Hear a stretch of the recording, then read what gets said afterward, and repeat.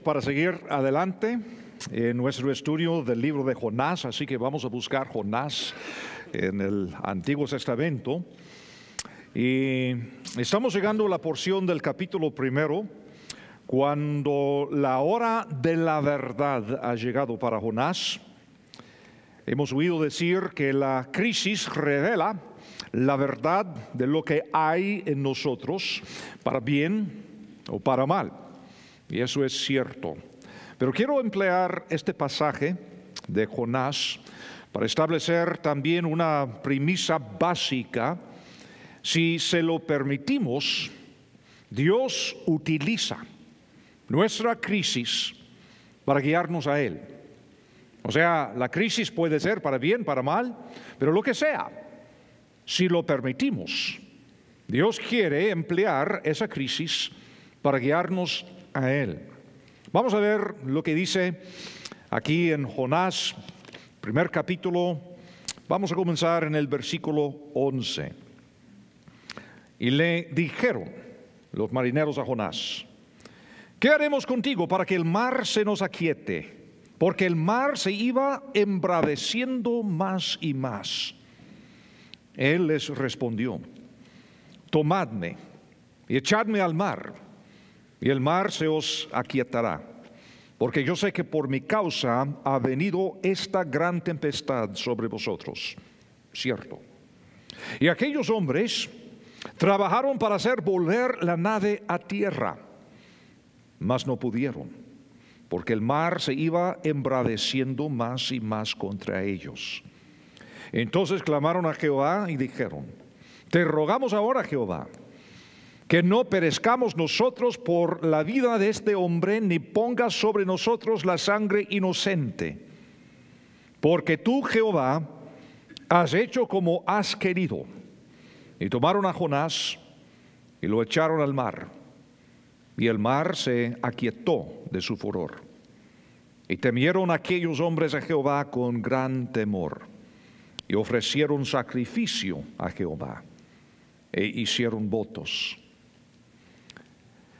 Es cierto que la crisis frecuentemente sacan a relucir lo mejor de la gente. Y así es en el caso de estos marinos, porque ellos hacen todo el esfuerzo posible por salvar la nave, para comenzar, en lugar de echar a Jonás por la borda. Estos hombres comprenden claramente la naturaleza de vida o muerte de esta crisis. Y seguramente tienen miedo, mucho miedo. Y aunque Jonás les dice que lo echen al mar, ellos no quieren hacerlo. Qué interesante eso. Porque seguramente estos marinos eran individuos mal hablados, como casi todo marino. Sin embargo, de lo que estamos viendo acá, eran hombres buenos y valientes. Aún sabiendo que Jonás es la causa de todo esto, no quieren echarlo al mar.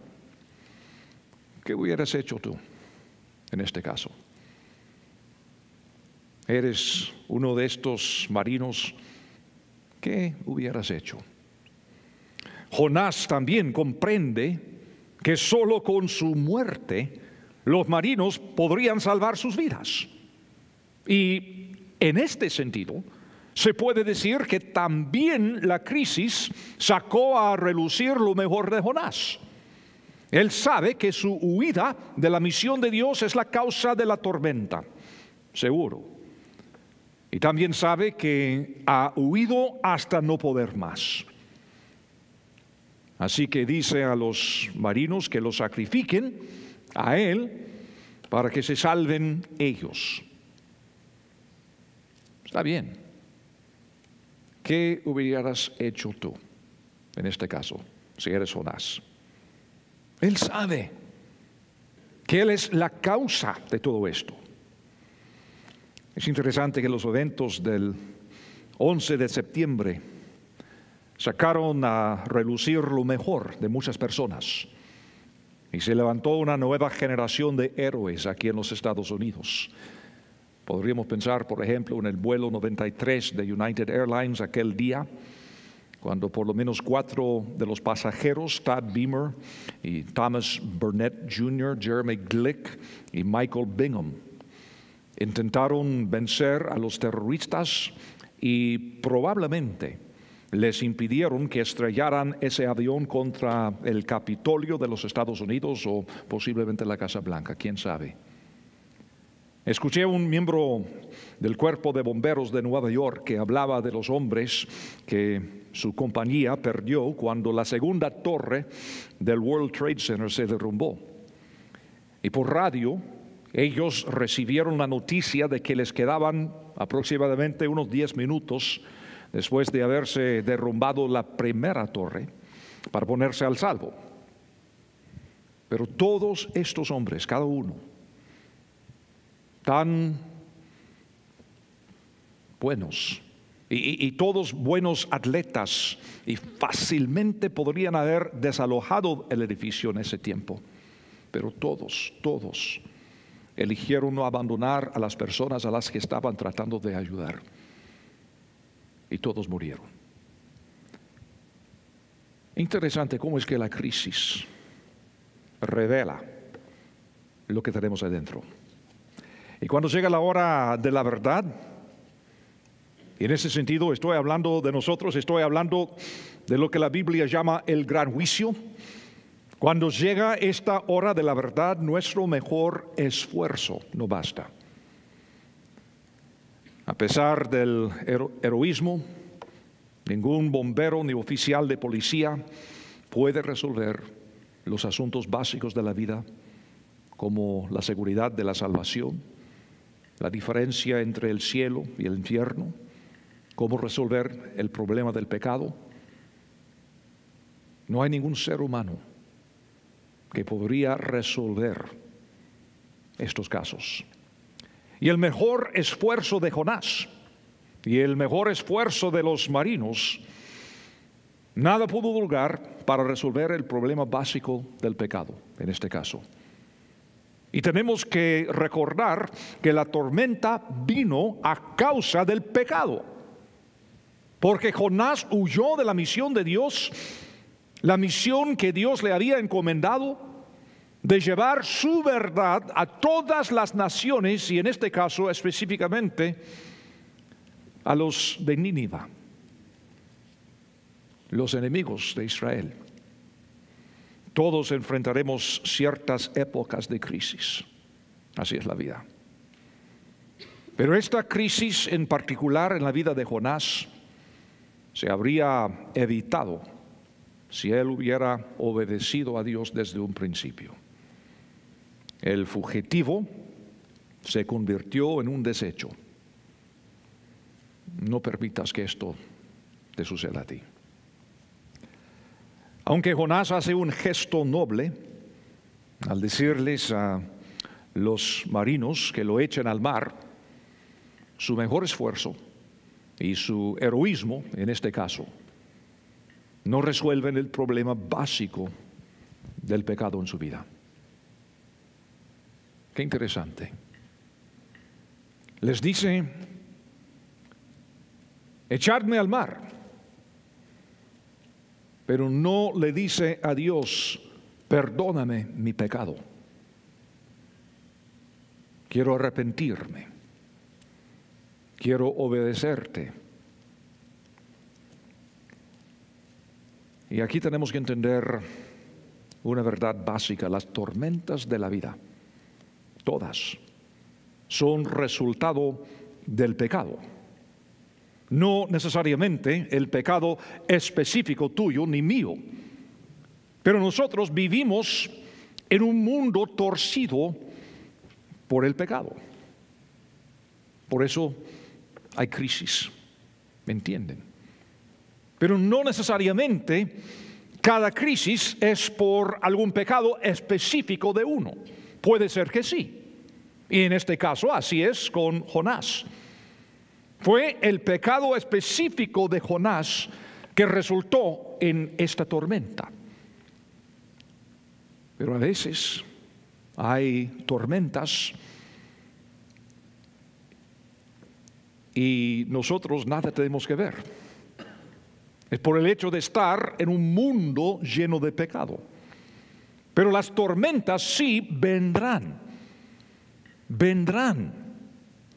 Y lo que tenemos que hacer es asegurarnos de que no vengan como resultado de nuestro pecado específico o a causa de nuestra desobediencia. Hay una paradoja básica de la vida que podemos ver aquí en este pasaje. La vida proviene de la muerte. La vida proviene de la muerte. Y por fin Jonás llega a comprender esta verdad. Y por eso les dice echarlo al mar, queriendo salvar sus vidas, que nada tuvieron que ver. Y los marineros también en su desesperación llegan a entender la misma verdad, porque por fin lo hacen.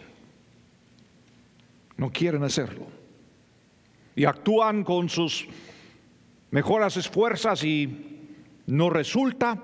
Entonces, versículo 14, entonces clamaron a Jehová y dijeron: te rogamos ahora, Jehová, que no perezcamos nosotros por la vida de este hombre, ni pongas sobre nosotros la sangre inocente, porque tú, Jehová, has hecho como has querido. Y tomaron a Jonás y lo echaron al mar, y el mar se aquietó de su furor. La vida proviene de la muerte, y hasta la naturaleza lo ilustra. En el nacimiento de un bebé, la madre pasa por el valle de la sombra de la muerte. Y la Biblia nos enseña que así es el diseño divino del Señor, enseñándonos este principio. La vida proviene de la muerte. Vivimos en un mundo torcido por el pecado, y Dios quiere darnos vida. Dios quiere darnos perdón, pero todo esto proviene de la muerte, porque la paga del pecado, dice la Biblia, es la muerte. Y Dios es justo. Dios no puede violar los preceptos que Él mismo ha establecido, que son reflejo de su propia naturaleza y justicia y santidad. La vida proviene de la muerte. La muerte de un tubérculo para dar vida a una papa nueva es otra ilustración. Solo ocurre cuando el tubérculo ha quedado reducido a una podredumbre irreconocible. La Biblia enseña lo mismo. De hecho, el mismo Jesús. Hay un pasaje en Juan capítulo 12, el versículo 24. Son las palabras de Jesús, fíjense. Jesús dijo, Juan 12, 24: de cierto os digo, que si el grano de trigo no cae en la tierra y muere, queda solo. Pero si muere, lleva mucho fruto. El que ama su vida, la perderá. Y el que aborrece su vida en este mundo, para vida eterna, la guardará. Ahí otra vez tenemos esta paradoja básica. La vida proviene de la muerte. Y por supuesto sabemos ahora, con la perspectiva de la historia, que Jesús fue aquel grano de trigo que murió. Murió para que tuviéramos nosotros vida. Romanos también enseña lo mismo, porque este principio se ve en toda la Biblia. Romanos capítulo 5 elabora esta doctrina. Romanos capítulo 5, el versículo 12. Por tanto, como el pecado entró en el mundo por un hombre, y por el pecado la muerte. Así la muerte pasó a todos los hombres por cuanto todos pecaron. Pues antes de la ley había pecado en el mundo, pero donde no hay ley no se inculpa de pecado. No obstante, reinó la muerte desde Adán hasta Moisés, aun en los que no pecaron a la manera de la transgresión de Adán, el cual es figura del que había de venir. Pero el don no fue como la transgresión, porque si por la transgresión de aquel uno murieron los muchos, abundaron mucho más para los muchos la gracia y el don de Dios por la gracia de un hombre, Jesucristo. Y con el don no sucede como en el caso de aquel uno que pecó. Porque ciertamente el juicio vino a causa de un solo pecado para condenación, pero el don vino a causa de muchas transgresiones para justificación. Versículo 18 dice: así que, como por la transgresión de uno vino la condenación a todos los hombres, de la misma manera por la justicia de uno vino a todos los hombres la justificación de vida. Porque así como por la desobediencia de un hombre los muchos fueron constituidos pecadores, así también por la obediencia de uno los muchos serán constituidos justos. En este caso, Jonás, en la historia que estamos considerando, es cuadro, es figura, es símbolo de Jesucristo, que entregó su vida para que pudiéramos nosotros vivir. No es especulación lo que estoy diciendo, porque Cristo mismo explicó esto. Cuando los líderes religiosos de sus días le pidieron señal, y en los evangelios Cristo les dijo que les dio la señal de Jonás. Dijo Cristo que como Jonás estaba 3 días y 3 noches en la ballena, entonces así el Hijo del Hombre estaría 3 días y 3 noches en la tierra. Jesús nos enseña que Jonás en este caso es cuadro de él. Todo lo que tenemos en el Antiguo Testamento ha sido diseñado por Dios de manera que se pintan cuadros verbales de las verdades del Nuevo Testamento. Es decir, es mucho más que solo lecciones morales lo que tenemos aquí en el Antiguo Testamento. Aunque Jonás estaba en rebeldía, ¿qué cosa es esto? Aunque Jonás estaba en rebeldía, huyendo de Dios, Dios aún así lo usa. Y es tipo de Cristo. Fíjense, ¿cómo es el Señor? Según nosotros hubiéramos pensado, bueno, si alguien va a ser cuadro de Cristo, tendría que ser perfecto en cada sentido. Pero Dios dice: no, yo voy a tomar a un rebelde. Voy a tomar a un misionero que no quiere ir al campo. Un misionero rebelde que va en sentido contrario. Y lo voy a convertir en un cuadro de una verdad básica. La vida proviene de la muerte.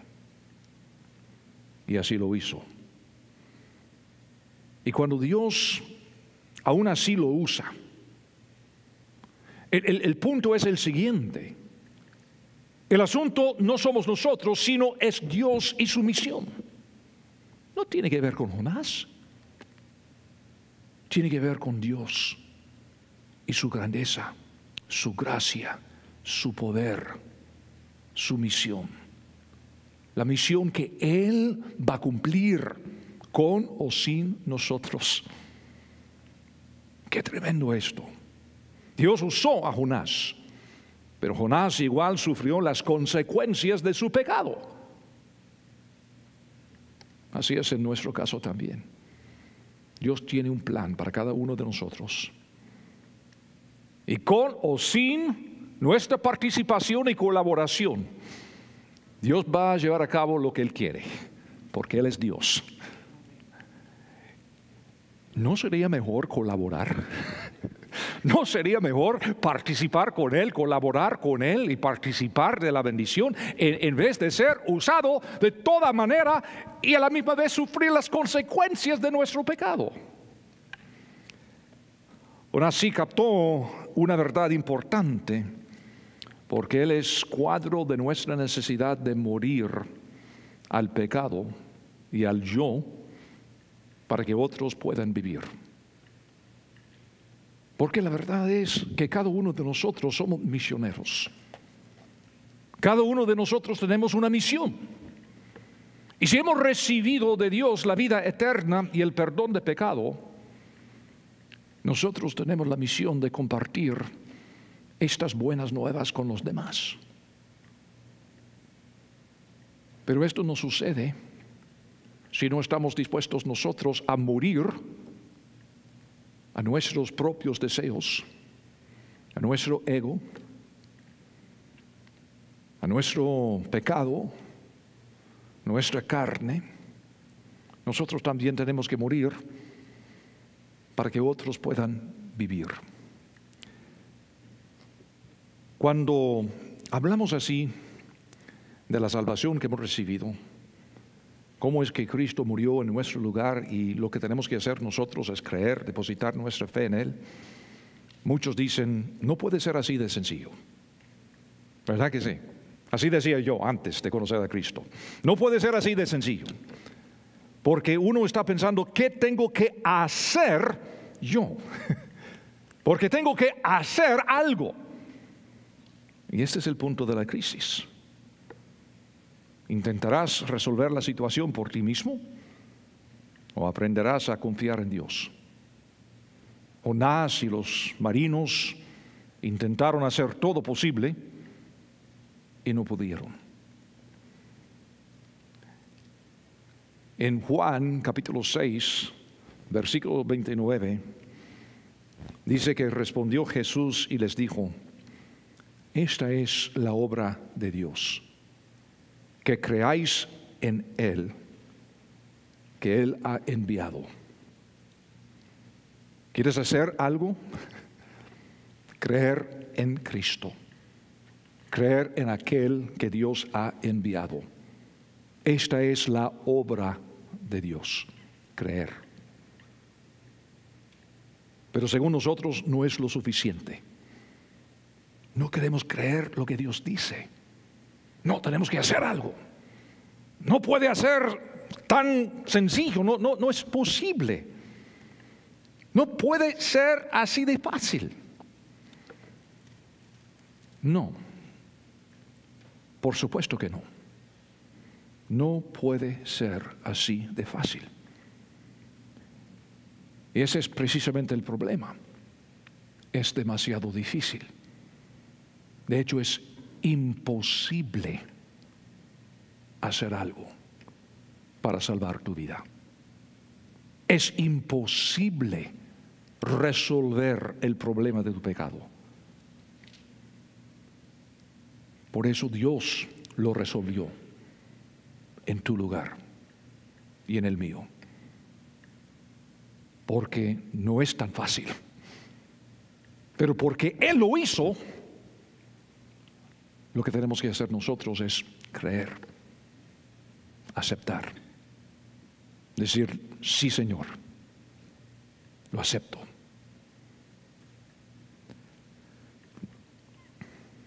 ¿Qué podemos hacer en momento de crisis?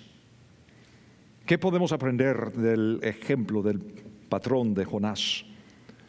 Bueno, de ser posible, identificar los verdaderos problemas, porque como sabemos, algunas veces nos hallamos en crisis de nuestra propia creación, como en el caso de Jonás, nuestro pecado, nuestra desobediencia, nuestra ignorancia.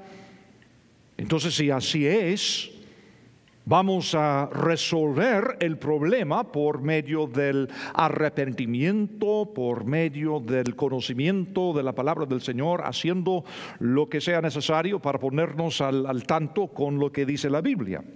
Siempre en cada situación hay algo que podemos aprender. Siempre. en cada crisis. Por ejemplo, una crisis financiera. ¿Qué tal eso para estar al día? Porque hay muchos que están pasando por esta crisis. Bueno, es el resultado de que no sabes cómo preparar un presupuesto, o sea que no comprendes principios bíblicos de mayordomía, o es el resultado de que te acaban de despedir de tu empleo, es por la causa de la situación nacional, global. O puede ser una combinación. Pero en cada caso hay algo que podemos aprender. Hay algo. ¿Cuál enseñanza bíblica puede aplicarse en este caso? La Biblia algo tendrá que decir. ¿Qué es? Hay algo que necesitamos confesar, corregir, aprender. Y quizá más importante, en esta crisis, ¿dónde está Dios? Porque Él está. ¿Dónde está? He aquí yo estoy con vosotros todos los días hasta el fin del mundo. ¿Dónde está entonces? Señor, ¿por qué me has abandonado? No, imposible. Imposible. Y si no lo ves, ¿dónde está? Porque nos ha dicho que está. ¿Dónde está pues? Él está en cada crisis, en cada situación. Aún los problemas de nuestra propia creación, Él está. Ahora, otra lección nos queda aquí en Jonás. Dios, en este caso, resuelve la crisis. En este caso, una crisis de la muerte, con sangre inocente. Con sangre inocente. Hay una frase importante. Versículo 14.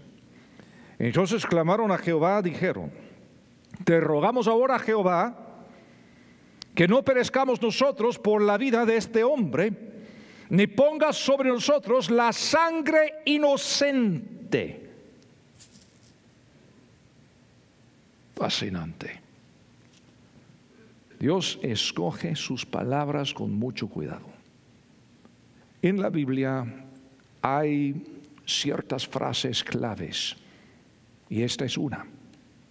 Es notable que los marinos emplearan la frase sangre inocente, cuando ellos saben que Jonás no es inocente. Él mismo les ha dicho: yo soy la causa, por mi pecado, por mi rebeldía. Estoy huyendo de Dios. Y aún así, ellos dicen: ni pongas sobre nosotros la sangre inocente. Qué interesante, porque esta frase aparece 19 veces en la Biblia. 19 veces. Sangre inocente. Y en cada caso señala en alguna manera, directa o indirecta, la sangre de nuestro Señor Jesucristo, la sangre de Dios, la única sangre inocente,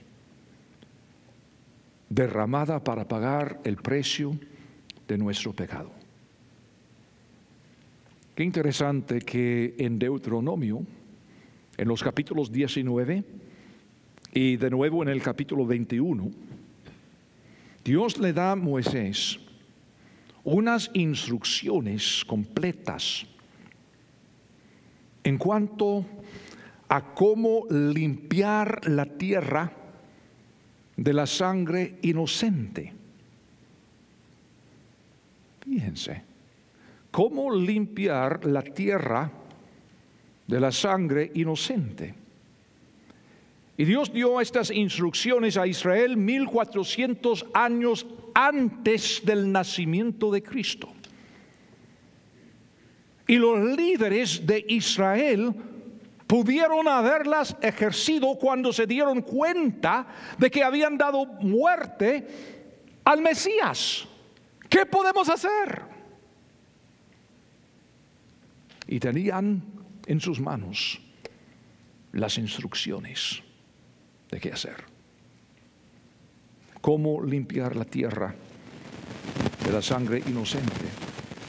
En 1 de Samuel, el capítulo 19, Jonatán intercede ante su padre, el rey Saúl, por la vida de David, rogándole que no derrame sangre inocente.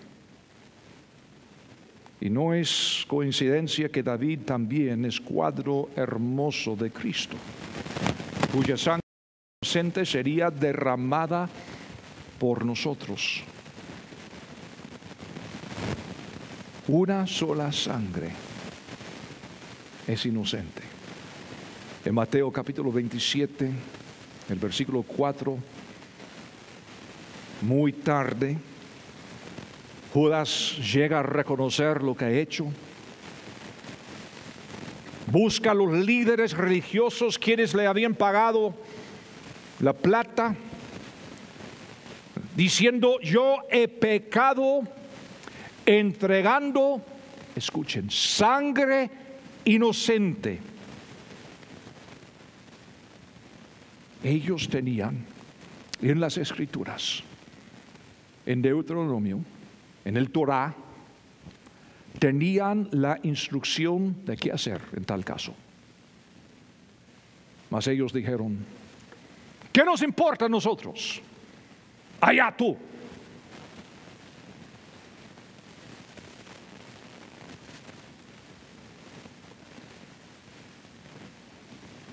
Qué tremendo sería estar en su lugar en el día del juicio. Líderes religiosos de la nación, con las Escrituras, profesaban creer cada palabra de las Escrituras. Decían ser fundamentalistas en este sentido, y aún así, ciegos, totalmente ciegos. Habrá sangre derramada por el pecado, la tuya o la de Cristo. Punto. ¿Cuál será? Jonás pudo haber confiado en Dios y emprender la misión que se le había encomendado. En lugar de ello, él mismo se convirtió en la sangre inocente. Interesante. Es decir, él mismo tuvo que morir. Él tuvo que convertirse en la sangre inocente. Y aún así, sufrir la consecuencia de su pecado.